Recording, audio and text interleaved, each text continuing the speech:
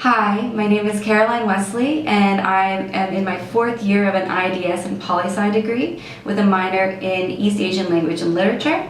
My paper is titled Latin America and the Caribbean, a Goldilocks zone for the harboring of extremists in a region immune to global terrorism. So I was inspired to write this paper when I was working at the UNDSS, the United Nations Department of Safety and Security in Panama City, specifically working within the Threat and Risk Assessment Division.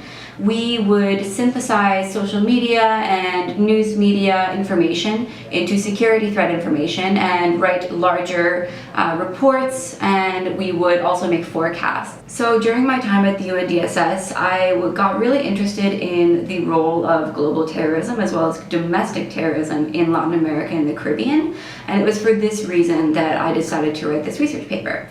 So my research paper makes the argument, of course, that the region is a Goldilocks zone for both domestic and global terrorism, and it kind of evaluates this question as to why is it that there has yet to be an Islamist attack, terrorist attack on the region. So I outlined four main causal mechanisms that help to support my argument that it is a region that is very conducive to terrorism. And the first one is border porosity and an inadequate security system, which enables both the cross-border transit of illicit drugs, weapons, and extremists.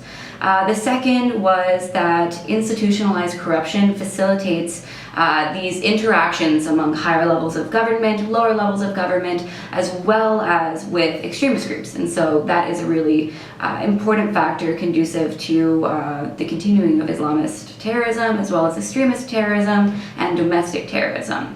The third one is what I call a wave-like tendency towards anti-governmental revolution, which supports the rise of both lone wolves and homegrown cells and basically the rise of domestic terrorism in the region.